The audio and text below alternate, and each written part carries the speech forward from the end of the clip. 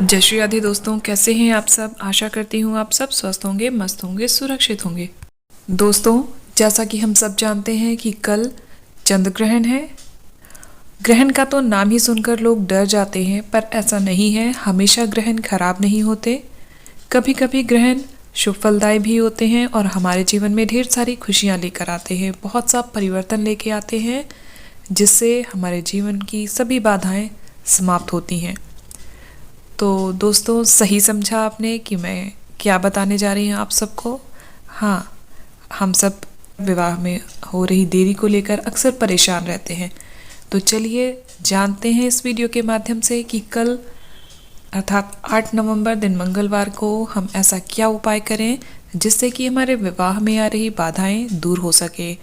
दोस्तों, इस उपाय को करने से आपके विवाह में किसी भी तरह की बाधा हो, आपकी उम्र कितनी भी हो चुकी हो, आपका विवाह अवश्य संपन्न हो जाएगा। एक बार इस उपाय को ज़रूर कीजिएगा। बहुत ही सरल और आसान सा उपाय है। चलिए जानते हैं उपाय क्या है। सबसे पहले तो आपको यह उपाय कल चंद्र ग्रहण के दिन शाम को 7:30 के बाद करना है, अर्थात शाम 7:30 बजे के बाद यह उपाय करना है। क्योंकि चंद्र ग्रहण 7:27 पर ख़त्म हो रहा है, इसलिए आपको 7:30 बजे के बाद अर्थात चंद्र ग्रहण खत्म होने के बाद यह उपाय करना है। 7:30 बजे के बाद आपको स्नान करके साफ वस्त्र धारण करने हैं। इसके पश्चात आपको यह उपाय शुरू करना है। उपाय करने के लिए आपको एक थाली लेनी है, उसमें एक लोटा रख लें।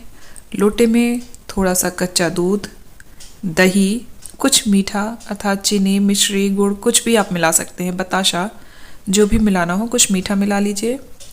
थोड़ा सा शहद और गंगा जल डाल के एक लोटे में ये पंचामृत की तरह का जल तैयार कीजिए और उसमें एक केला, कोई भी फल ले लीजिए, केला ले लीजिए, उसको छोटे छोटे टुकड़ों में काट के 1-2 पीस उसमें केले के भी डाल दीजिए। उसके पश्चात एक घी का दिया लीजिए और एक छोटा सा रंगीन कपड़ा, पीला या लाल, एक ही रंग में रंगा हुआ ले लीजिए।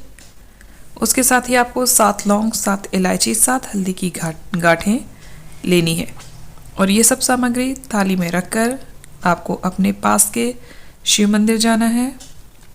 वहाँ पर भगवान शिव शंभू को ये जल अर्पित करें, पंचामृत जो आप लेकर गए हैं, घी का दीप प्रज्वलित करें और ये जो आप 7 लौंग, 7 इलायची, 7 हल्दी की गांठ लेकर गए हैं, इसे जो आपने कपड़ा लिया हुआ है पीला या लाल कोई एक ही लेना है, उसमें ये तीनों चीज़ें लौंग, इलायची और हल्दी रखकर उसकी एक पोटली बना लें और शिवलिंग पर अर्पित कर दें।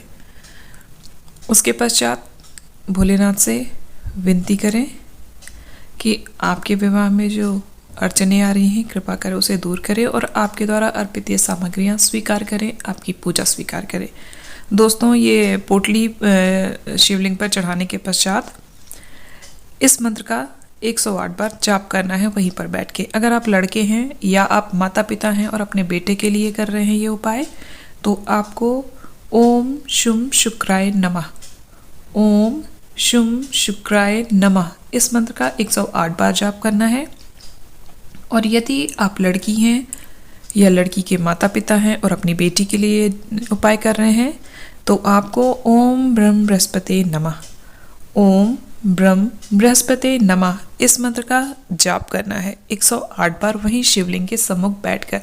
दोस्तों, एक बात का खास ध्यान दीजिएगा, अगर आप किसी मनोकामना पूर्ति के लिए भगवान शिव की आराधना करते हैं तो आपको शिवलिंग के सम्मुख इस तरह से बैठना चाहिए कि आपका मुख उत्तर दिशा की ओर हो।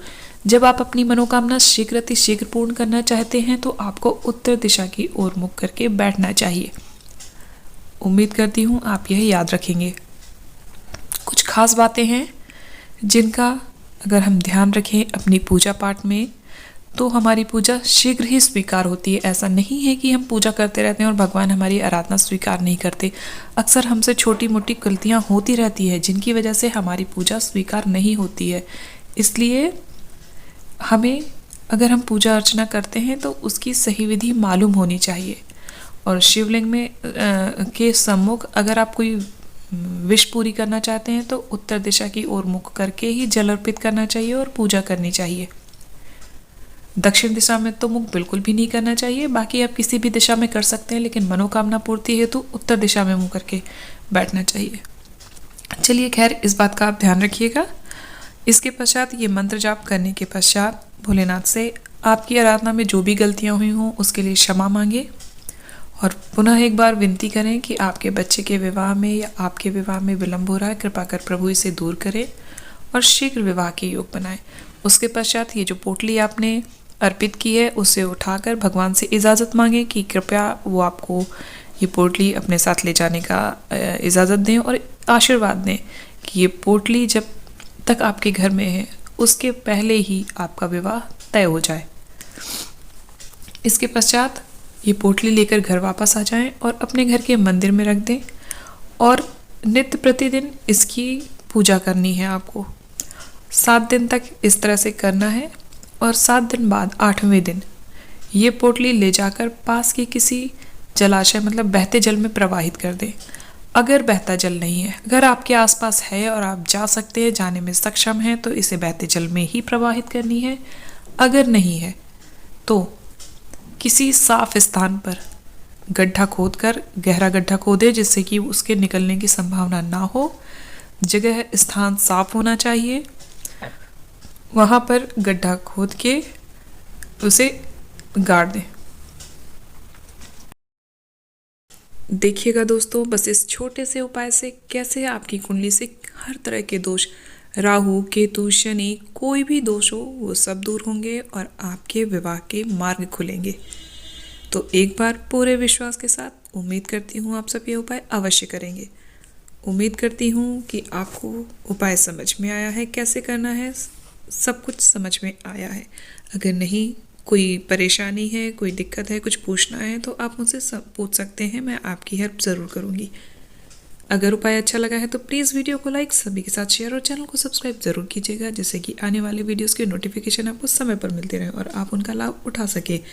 कमेंट बॉक्स में हर हर महादेव ज़रूर लिखिएगा। मिलते हैं नेक्स्ट वीडियो में एक नए उपाय के साथ। तब तक आप सब हंसते रहिए, मुस्कुराते रहिए, खुश रहिए। जय श्री राधे, हर हर महादेव।